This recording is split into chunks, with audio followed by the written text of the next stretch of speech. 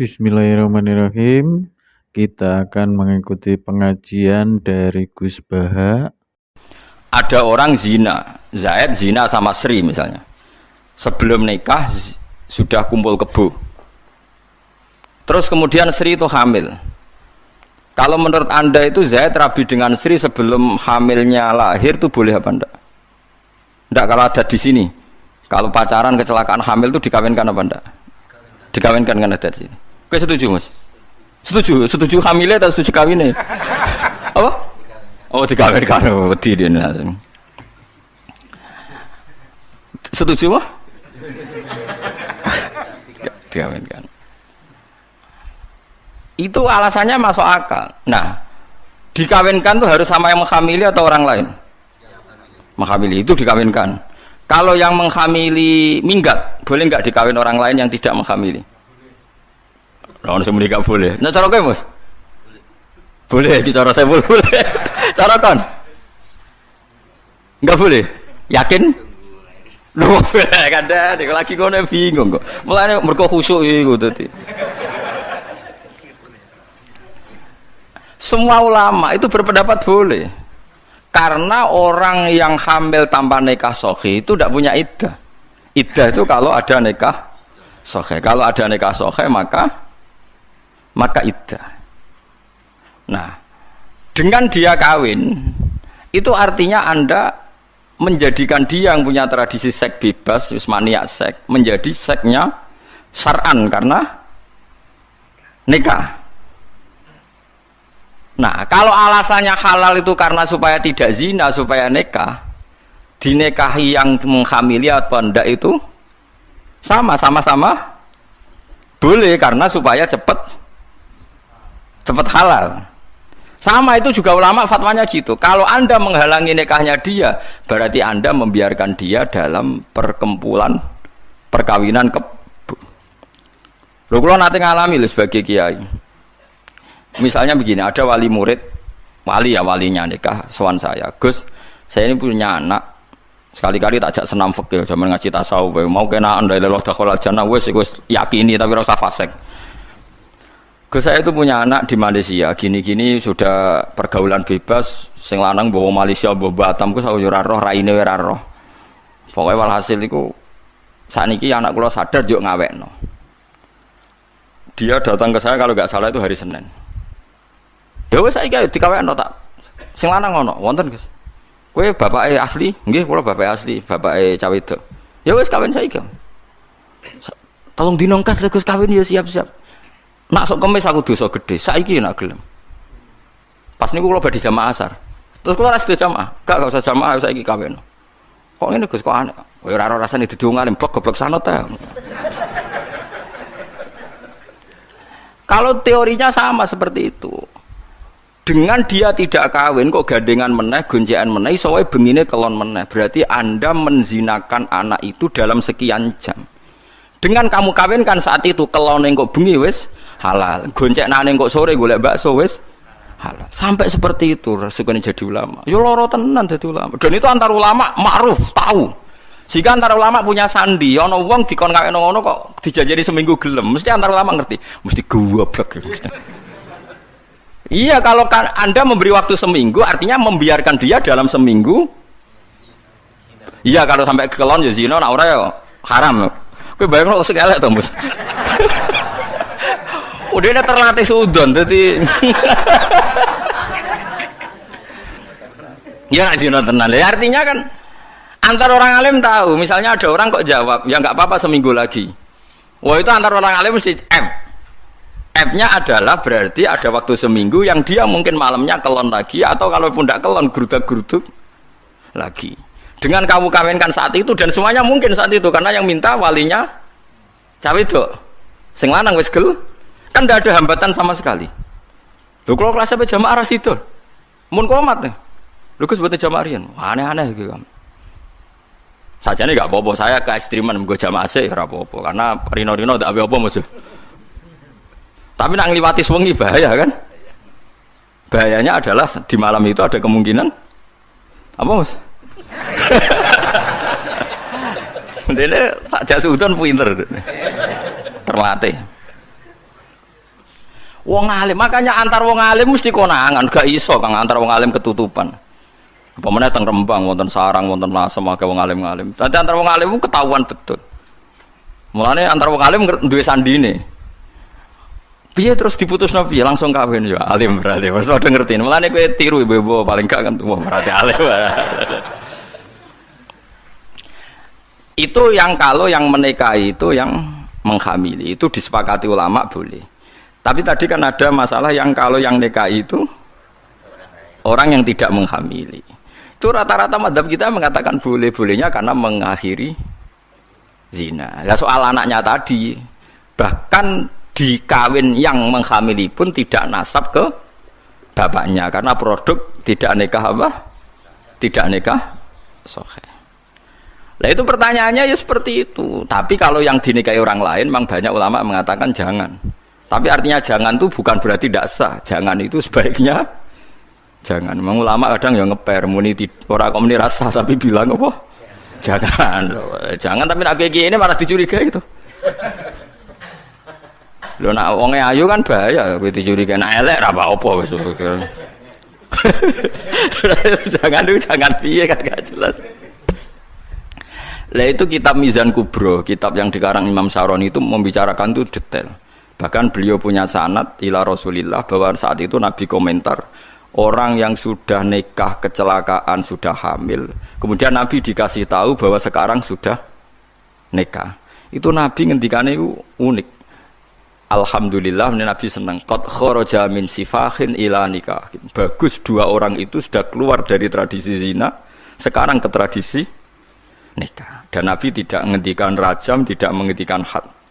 Itu menunjukkan bahwa tidak semua dalam sejarah Islam itu semuanya diperlakukan sama.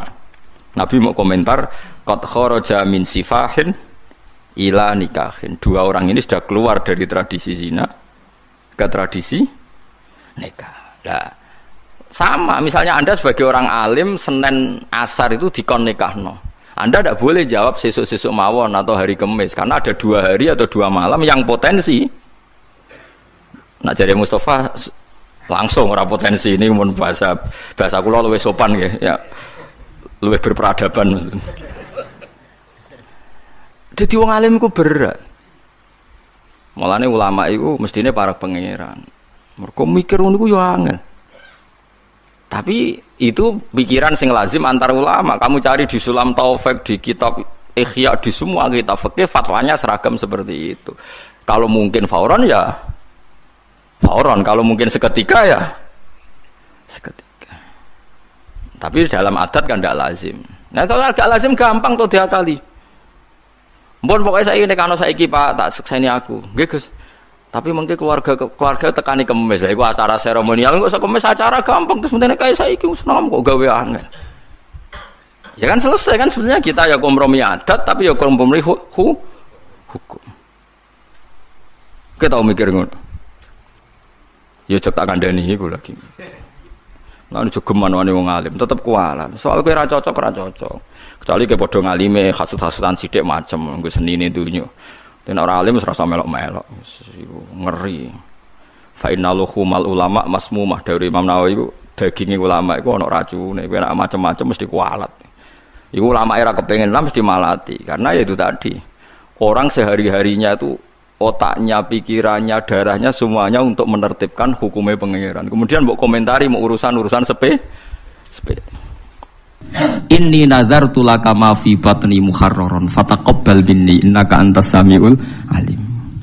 Dadi Nabi Zakaria napa jenenge Imron ya Maryam niku Imron isqalat imraatu Imron Rabbi inni nazartu laka ma fi batni muharraran. Ibuke Maryam dadi wali wedok iku gara-gara Gusti sing teng weteng kula ni saya nazarkan khusus untuk mengkhidmati agama engkau. Inni nazartu laka ma fi batni muharraran. Tentu bayangan dia karena jadi kiai itu harus lelaki dan harus soleh. Tapi barokah iku malah dia anak Maryam. Bareng dia anak Maryam rodok kecewa. Dan itu kan masyhur kan. Inni nazartu laka ma fi batni muharraran fataqabbal minni innaka antas samiul alim. Falamma wada'atha qalat rabbi inni wada'tuha untha. Gusti wong kula kepengin anak kula ngitmai agama kok wedok. Walaisa zakaru kalunsa. Tentu fungsinya cawe itu orang kayak calanang. Tapi wa semanten dia tidak lepas putus asa. Wa inni samaituha Maryama wa inni u'idzuha bika dzurriyyataha minasyaitonir rajim. Sudahlah Gusti, tidak apa-apa perempuan, tapi saya ingin perempuan yang enggak tergoda oleh setan, sa anak turune. Dalalah tenan Maryam dia anak Isa sing akan jadi legenda dalam mengawal agamane pangeran. Karena apa? Imro'atu Imron tidak pernah melihat itu anaknya, tapi nazartu laka ma fi batni muharraron. Ini anak untuk agama. Lah saiki ngomong Islam do katut wong kapitalis. Rumah tanah mungkin nak tuwa sing rumah sapa iku omongane wong awam, wong ra salat lho iso omong ngono. Lah kula ora gelem ngomong ngoten niku. Lah anak kula sering tak didik. Nanti kalau bapak mati ya didoain terus tetap senang Fatihah, senang ya ngajar Quran ya sudah. Kula mboten nate bayangno sampeyan tuwa di rumah tanah iki mboten biasa. Zaman rengono anakku wis di rumah pangeran. Nah, misalnya kena tua di rumah tanah, zaman rengono anak mungkin sing rumah sapa? Wong tua, kok ora wong tuame mbok uripno meneh ben rumah kowe aneh-aneh ae wis. Teori-teori makhluk wis batal terus jenenge. Lah Quran ngeten iki wis mati. Nggih Quran cerita kados kulon wis mati. Orang tuh enggak ngerti sirine kena apa Maryam dadi wong luar biasa. Mergo ibuke sebenarnya inni nazartu laka ma fi batni muharraron. Ini anak untuk engkau. Maksudnya akan mengitmai agama engkau. Saiki ora nyelamati anak ku ben sok ben ngitmai awake dhewe. Kowe iku sapa kok men dihitmai anak? Jare pangeran kowe iku sapa? Wong kowe sing kelon ae kok kepengin dihitmai. Wis entuk enak kok tuane yo apa? Tapi nak mbok balekno pangeran kan sakake. Waras ya iku sing ngerti nak ra apa-apa kok anake dianggap asete agamane pangeran. Mulane Kanjeng Nabi nak muji Sayyid Hasan Husain Ibn Abi Hadalah Sayyidun wa inna wa yuslihu baina fi'atin azimatin. Soben gunane Hasan iki sing ndamekno dua kelompok sing tukaran. Iki masyhur. Yang menghentikan perang Ali Muawiyah adalah sa'iwisi Sayyidina Ali kabundut. Pemimpin diambil alih Hasan ikhlas dikekno sinten Muawiyah. Setimbang tukaran terus pepean. Akhirnya jadi dinasti Umayyah mergo Sayyid Hasan enggak meneruskan warisan saking sinten Sayyidina. Dadi eling-eling ya mulai badhe ngaji niki aja main-main kalian sinten anak mari kualat wae mari napa. Ya itu tadi kalau orang lain Anda hormati karena kalimat tauhid, doa kalimat itu kan ada pada anak Anda kan? Cuma siale anak mergo anak mbok amu-amuan kan? Jika Anda hormat orang lain coba karena apa? Karena dia muslim. Apa Anda bisa hormat sama orang kafir kan enggak kan? Lama anak Anda muslim kan berarti statusnya loro anak plus Islam. Berarti kan disebab loro kan? Ya bener bapaknya kancam. Umpama kiaimu wayah mbok hormati to ora nggih Pak. Lah aku malah loro, ya kiai ya bapakmu. Akhirnya bariku hormatin, tangan-tangan bener Gus. Statusnya bapak itu loro Gus, kiai apa? Bapak. Karena wayah mangkel deh. Padahal nak kiai ini wayah dia gak berhak mangkel. Ya kudune kan padha wae. Ora iso mong, itu kan secara psikologi piye hukum ana psikologi. Hukum nggih napa? Hukum. Paham ya terus kula suwun sampean iktibar mbek Nabi Ibrahim, Nabi Ismail niku sing dibakar mesti tauhid. Contoh ketiga, ben sampean yakin bahwa teori saya itu benar. Ketika Nabi Yakub kapundhut, am kuntum syuhada id hadar Yaqubal maut. Ketika Yakub kapundhut napa? Itsqala li banihi ma ta'buduna mim ba'di. Ketika Yakub badhe kapundhut, anak-anake diundang, "Cung kowe bar iki nyembah sapa?" Qalu na'budu ilahaka wa ilaha abaika Ibrahim wa Ismail wa Ishaq ilaha wahida. Kula nggih nyembah kados sesembahane leluhur-leluhur kula. Artinya apa? Hubungan mereka taunya leluhur saya itu pengidola Allah, leluhur saya itu kalimat tauhid. Ya sudah perilaku kita ya kan seperti leluhur saya. Jadi orang ono pikiran mereka iki warisan iki aset bapakku dagang apa dadi pedagang. Lah nek rugen bapakku melarat tak terusno. Mergo niru bapak nak terus-terusan ngono bapakmu goblok ya karek. Lu coba kalau alasannya terusno wong-wong sering, lan terusno perjuangane bapak kan apa ya terusno bapake melarat terusno melarat. Bapake bodoh terusno bodoh. Lah sing bapake tau ning LP ya terusno. Aneh-aneh wae. Orang-orang gak ono sing bener teori ini wis gak Qur'ani blas. Terus Nabi Yusuf nggih sami. Nabi Yusuf ketika meromosekno hubungan dengan orang tuanya gimana? Ning gone kanca-kancane ning penjara. Wattaba'tu millata abai Ibrahim. Niku wattaba'tu millata napa? Abai. ketika Nabi Ismail ditanya teman-teman penjara, kamu itu siapa? Saya pengikut agamane nenek moyangku, leluhurku, iku abai mulai Ibrahim. Saat terusnya disebut. Jadi artinya apa? Kenangannya seorang Yusuf ya bapaknya bertauhid, paham ya? Paham ya? Kenangannya Ismail ya bapaknya tauhid. Ibrahim melihat anaknya karena ini kader tauhid. Terus saya ngomong dulu anak itu macam-macam. Pemenang yang duwe kerajaan, duwe aset-aset bisnis. Lalu kulo niku alhamdulillah mulai riyen. Dan ini saya tidak merasa paling benar ndak, karena saya tahu ini ya dari bapak saya. Dulu bapak sama saya itu hormat sekali. Anaknya bapak paling dihormati bapak itu saya, karena saya mulai cilik bapak yakin aku paling alim. Ane pang kulo ngalim ora pati ana sing gawok. Kulo riyen pertama lahir mbah kulo ngendikan sampean putuku sing alim mbah. Pas kulo SD nggih ngoten. Kakak-kakak saya itu SMP semua kecuali saya, karena mbah saya dulu ngendikan, bapaknya bapak itu ngendikan sampean mbah ora usah sekolah. Sampean sing alim mbah. Ya itu agak merugikan saya sebetulnya. Karena ketika aku alim jare ngomong wis ramalane mbah bae jare waduh akhirnya kan enggak dianggap spesial itu karena sesuai ramalan para nopo leluhur gitu. Wah. Ya rada ngrugekno asline, tapi itu ya tapi akhirnya itu tadi. Saya memang enggak tahu rasane disentak bapak, dimarahi enggak pernah. Akhirnya saya tiru. Ternyata ketika bapak sepuh ngendikan iku, aku iku mesti mati. Sing nerangno seneng Quran iku kowe. Ana proyek Quran sing rong tak lakoni, misale nerangno tafsir maknane Quran. Aku yakin sebenarnya sing iso iku kowe. Begitu juga saya mungkin nanti di anak saya. Ana proyek terus sesuatu yang mungkin saya tidak bisa, yang bisa anak saya. Ya entah apa nanti bentuknya terserah pangeran. Ora perlu aku sing marahi pangeran ya, berarti terserah pangeran. Malah repot nih, malah repot. Tapi kalau suwon lewat ngaji niki, ojo geman hubungan anak bapak liyane urusan tauhid. Mau lanjutan itu, anak ben selamat dunia akhirat latih wattabi millata Ibrahim apa Hanifah. So wattaba millata Ibrahim Hanifah. Wis jelas kita itu untuk syariat anit tabi millata Ibrahim apa Hanifah. Nah, milai Ibrahim ku nganggep anak iku aset napa tauhid. Disebut napa wa ja'alaha kalimatan baqiyatan fi aqibi. Jadi kalau nak manani wa ja'ala lan gawe sapa Ibrahim ha ing kalimat tauhid digawe kalimatan ing kalimat baqiyatan ingkang abadi fi aqibihi ing dalam anak turune Ibrahim. Lah untungnya Allah nganggep anak turune Ibrahim mboten genetik. Genetik dan tidak genetik ku apikane pangeran. Mulane ki sing ra gus-gus ra usah susah somben tetep bapake sinten Ibrahim. Iku berita gembira tenan kanggo wong sing ora anake napa kiai. Karman yo bapak Ibrahim, Karmen nggih napa Ibrahim Kiai Haji alim alamah nggih sok ben Ibrahim. Mulane cara kula dadi Imam Ghazali yo rugi. Wis alime ngono, pertama pengumuman wong alim ngalamah mlebu swarga, Imam Ghazali mlebu. Sultanul Aulia Ashabul Qadir mlebu swarga mlebu. Pengumuman kedua yang menyakitkan dan penggemarnya juga mlebu. Tadi orang melok ngalim, tapi memang keputusannya pangeran, para penggemar ini di barengno sing di gemari. Ya wes, ya gelem napa, gelem ra gelem kudu nampa. Mulane cara kula mbek Ruhin pinter Ruhin dene ra kangelan ngapalo Bukhari, ngapalo Muslim. Tapi nanti swargane padha. Mergo pengumuman pertama iku para ulama mlebu swarga.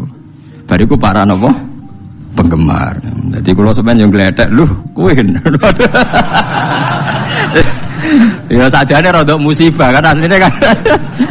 Ya tapi iku aturane pangeran ya samina napa? Ya piye. Mane Kanjeng Nabi wong tope ngono iku bareng wong Arab ditakok. Ya Rasulullah, jadi kan ini kisah nyata. Kanjeng Nabi pas khutbah, sebab itu hadis ini mutawatir. Dasar menguntungkan sing apal akeh wae, dasar menguntungkan. Jadi Nabi itu pas khutbah, Nabi itu sering cerita kiamat. Dasar orang Bedui. Ya Rasulullah, kok bekas-bekas kiamat? Kiamat piyambak niku kapan? Jadi orang cangkem elek ngono jadi. Nabi aradu anhu, ndak jawab. Ketika aradu itu ada sahabat yang menganalisis. Lam yasma. Beliau tidak dengar, sebab itu membiarkan. Sing sahabat liyane sami'a wa kariha. Ya beliau dengar tapi tidak berkenan karena pas khutbah. Dasar orang butuh dibaleni meneh. Ya Rasulullah kapan? Akhirnya sampai 3 kali Nabi akhirnya tanglet. Aina sa'il. Yang tanya siapa tadi? Ha ana ya Rasulullah, saya aja. Betul.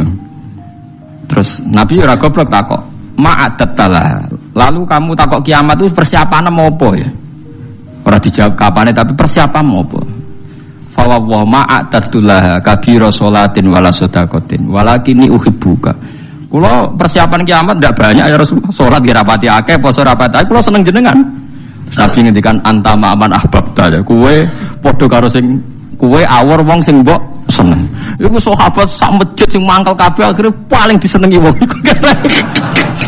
Gara-gara kata sahabat kita ini tidak pernah dengar hadis Nabi segembira hadis ini. Karena kita tidak mungkin menyaingi amalnya Nabi. Tapi nanti dijamin bersama Nabi. Wes hadis didukung Quran. Itu faulaika ma'al ladzina an'ama Allahu 'alaihim minan nabiyyina was-siddiqina wasyuhada'i was-sholihin wa hasuna ulaika rafiqa. Tapi ya mergo dzalikal fadlu minallah iku murni rahmate pangeran. Nek nuruti ngamal gak tok, paham ya, nuruti ngamal boten apa tok. Dan ini penting. Karena tadi semuanya ini diikat kalimat tauhid. Kowe seneng Nabi mergo barokah kalimat tauhid. Dan hubungan kita dengan Nabi lancar sepanjang tauhid ini masih ada. Mulane ketika Nabi syafaat saya bagi siapa saja yang melafadzkan la ilaha illallah. Ujung-ujungnya juga karena kalimat. Nah, kalimat ini sudah dilafadzkan oleh istri kita, oleh anak kita, oleh cucu kita. Tapi gara-gara mereka di bawah kita, mereka tidak spesial. Kon nggih kopi ora gelem ngamuk. Anak diundang ramoro ngamuk. Ini kan kurang ajar sekali. Bagaimana kalimat yang begitu spesial dia punya, gara-gara nyepelekno barang yang memang sepele kowe ngamuk dekne. Padahal dekne tetep di hal yang nopo? Spesial. Rupane kalimat nopo? Tauhid. Itu galono wong nggawa emas akeh, kalunge emas, gelange emas. Barang mecahno gelas murah mbok amu, wong goblok. Angger sing pecah gak masih ra wis. Mestinya Anda melihat anak itu gitu, angger sing pecah gak tau khide ra yo wis. Mulai terima mecahno gelas keben. Biasa mawon. Jadi kalau saya bukan ujub menceritakan keluarga saya boten iki adate Nabi kalau ngajari agama itu dimulai dari keluarga. Khairukum khairukum li ahli wa ana khairukum li ahli. Jadi yang terbaik dari kalian adalah yang cara mengelola keluarga secara baik. Tapi saya mau cerita ya, jadi cara berpikir Sayyid Muhammad ini nanti juga saya teruskan di Ma'had Ali. Ini saya baca ya. Di antara yang diyakini madhab Malikiyah, ini saya baca saja teksnya. Jadi ada riwayat namanya kalau Sayyid Muhammad bahasakan itu Ataqah Somadiyah. Kalau di Indonesia kadang orang bilang Al-Ataqah Al-Kubro. Yaitu dengan membaca surat Ikhlas di sini jumlahnya hanya 100 kali, kila 1000 kali. Tadi berapa semua? 700 juta ini sudah susuk banyak ini. Di sini hanya 40, riwayat lagi 100, 1000. Terus sampai tadi berapa? 800 juta. Wah ini sudah susuk ini. Itu anak cucu sampean pasti masuk surga itu kalau gitu. Ini saya baca, ini kitabnya Sayyid Muhammad ini. Suratul Ikhlasi wal Itqu minan nar. Akhrajat Tabrani fil Kabir an Fairuz ad-Dailami wa wa ibnu Ukhtin Najasi. Waqad khadaman Nabiyya sallallahu alaihi wasallam. Orang ini jadi khadimnya Nabi. Qala Rasulullah sallallahu alaihi wasallam, "Man qara'a qul huwallahu ahad mi'ata marratin fi shalat ghairiha kataballahu lahu bara'atan minan nar." Ini hanya berapa ini? Mi'ata marrah. Berarti kalau satu orang itu cukup 100. Tadi sudah untuk 7 turunan tadi untuk orang berapa? 800 juta. Ya, untuk 7 turunan cukup ya? Cukup. Untuk 7 turunan. Ya, sudah susuk ini, sudah susuk ini. Aduh, ribet ini. Nah ini tak cari pembenarannya, ini supaya keren. Ini di halaman 188 Abwabul Farad. Warwa Ibrahim bin Muhammad al-Khiyari fi fawaitihi an Hudzaifah marfu'an. Mangkoro akul huwallahu ahad alfa marrotin fakotishtaro nafsahu minallah. Berarti 100, ada riwayat lagi 1000. Nanti tak carikan lagi yang berapa? 1 miliar mungkin. Jangan dengar banyak-banyak. Nah ini saya baca ya. Wahadal adatu huwa al-ma'rufu bi'ataqatis somadiyah. Waqat nasso jama'atun mutaakhiril malikiyah ala istihbabi ataqatis somadiyah. Wa haddu ala qiraatiha wa istimaliha minhum asy-Syaikh Abdus Salam Al-Asmar sak terusé ini. Jadi kullu haula'i istahabbu ataqatas somadiyah ma'atirafi ba'dihim kal misnawi bisyiddati fi hadisiha i'timadan ala anna hadha minal fadail allati yutasahalu fiha faman sa'a yasta'milaha roja'a khusulama fiha fala ba'sa bidzalik ala syarti alla ya'taqida thubuta dzalika anin nabi sallallahu alaihi wasallam hatta la yaqa fil kitsbi alaihi. Jadi intinya itu silahkan Anda bikin jumlah sesuai versi Anda, yang penting Anda jangan kampanye kalau itu perintah Kanjeng Nabi Muhammad sallallahu alaihi wasallam. Karena kalau kamu atasnamakan Nabi kemudian jumlahnya sampai 800 berapa? 800 juta, berarti Nabi mengajarkan masyakoh pada umatnya.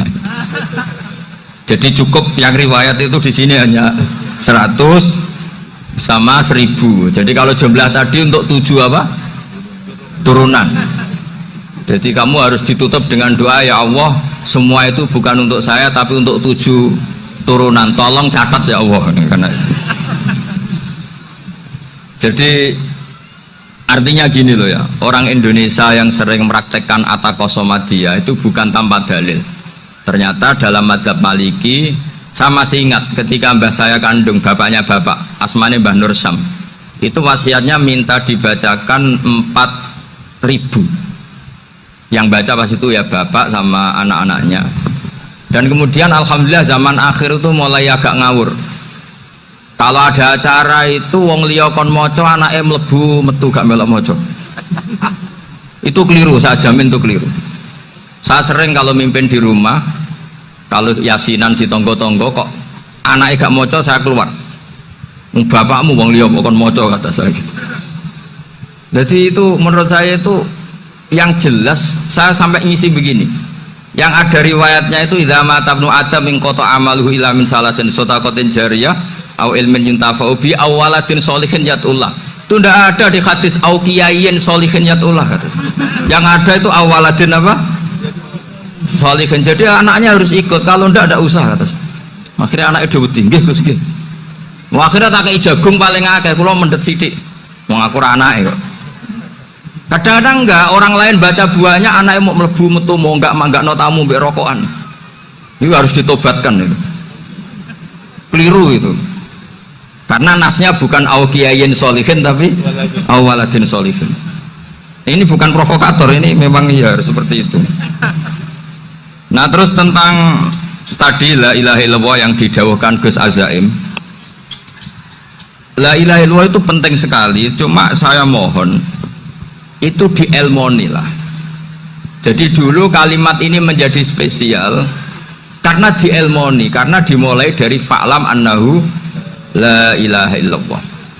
Terusannya ayat tuh wastaghfir li dzambika walil mu'minina wal mu'minat. Saya ulang lagi ya. Terusannya ayat tuh wastaghfir li dzambika walil mu'minina wal mu'minat. Makanya menurut mazhab Sadili, kamu diburu baca la ilaha illallah dulu, jangan istighfar dulu. Saya ulang lagi ya. Dalam mazhab Sadiliyah itu la ilaha illallah dulu, nggak boleh istighfar dulu. Alasannya masuk akal. Orang yang kafir 70 tahun itu sekali baca la ilaha illallah itu langsung yughfar lahum ma qad salaf. Sehingga la ilaha illallah sendiri sudah punya kekuatan supaya dosa kita diampuni. Qul lil ladzina kafaru iyantahu yughfar lahum ma qad salaf. Cara menghentikan kekafiran gimana? Dia melafadzkan la ilaha illallah. Ini kalimat yang begitu saktinya sampai orang yang kafir puluhan tahun itu dosanya semuanya terhapus hanya karena melafadzkan la ilaha illallah. Nah, makanya kata Abdul Hasan As-Sadili wastaghfir li dzambika ay bihadil kalimah. Seseorang sah diistighfar itu kalau melafadzkan la ilaha illallah. Misalnya ada orang kafir mati kafir, sah nggak anak cucunya mengistighfari dia? Tidak sah karena belum melafadzkan la ilaha illallah. Makanya kata Abdul Hasan As-Sadili wastaghfir li dzambika ay bihadil kalimah. Sehingga lafadz ini spesial betul. Tapi kadang-kadang beberapa mursyid cara berpikir lain.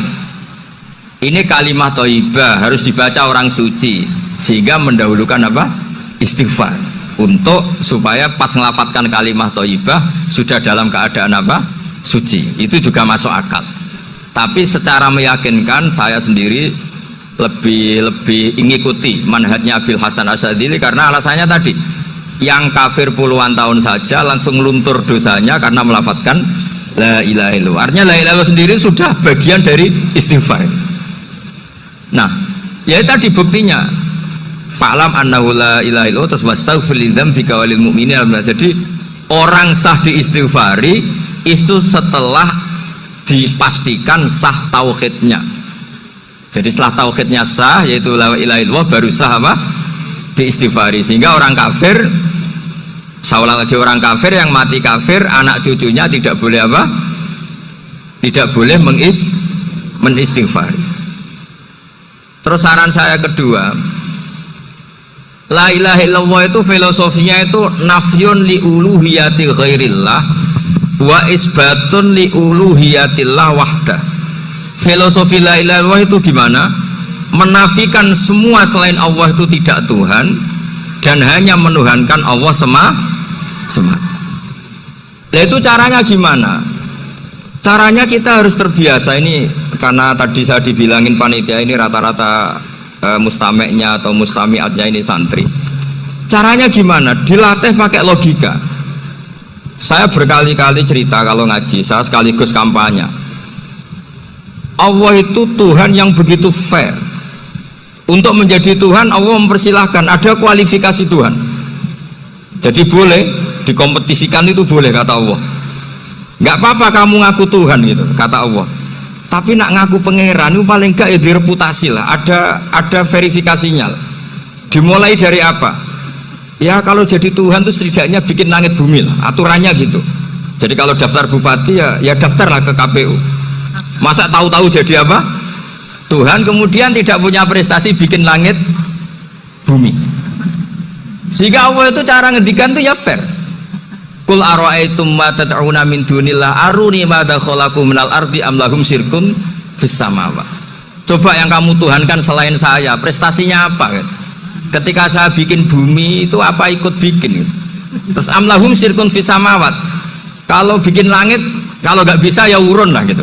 Urun semen apa urun bego, pokoknya urun lah gitu. Urun ora, gawe bumi ora, ngerti-ngerti ngaku dadi pangeran. Alhamdulillah, itulah tadi ceramah dari Gus Baha untuk pengajian hari ini. Semoga bermanfaat dan sampai ketemu untuk pengajian selanjutnya. Wassalamualaikum warahmatullahi wabarakatuh.